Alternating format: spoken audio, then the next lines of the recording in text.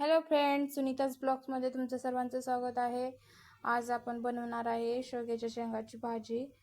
तर शेवग्याच्या शेंगा मी साफ म्हणजे नीट करून त्याला पाण्याने एकदा धुवून घेतलेला आहे।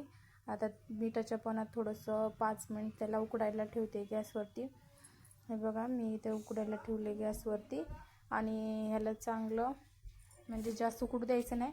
जास्त उकडलं ना ती भाजीत पण थोडं शिजतं ना, त्याच्यामुळं एक 5 मिनिट उकडून घ्यायचं। मिठाच्या पाण्यात चांगलं लागतं, मीठ त्याच्यात उतरतं म्हणून।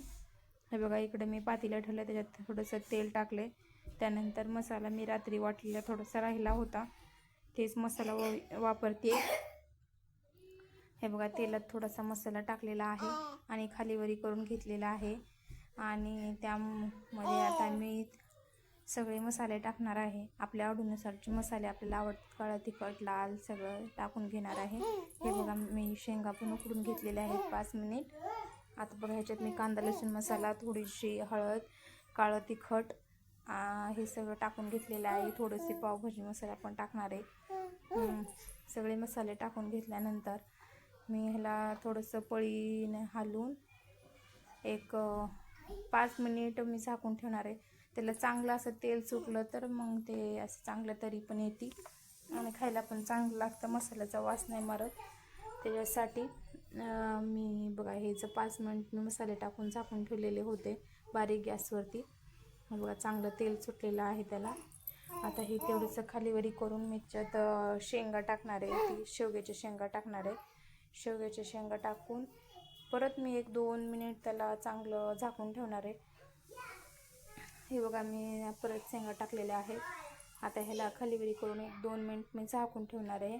आणि माझे व्हिडिओ तुम्हाला आवडत असले तर प्लीज लाईक करा, शेअर करा, सबस्क्राईब करा आणि कमेंटसुद्धा करा, कसे वाटतात काय नाही हे मला जरूर सांगा। हे बघा, 5 मिनिट मी 2 मिनिट शेंगा झाकून ठेवल्यानंतर हे बघा, चांगलं तेल त्याला सुटलेलं आहे।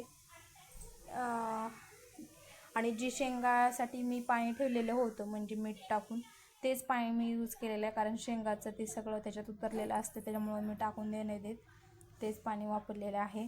आणि तुम्ही पण तसंच करा।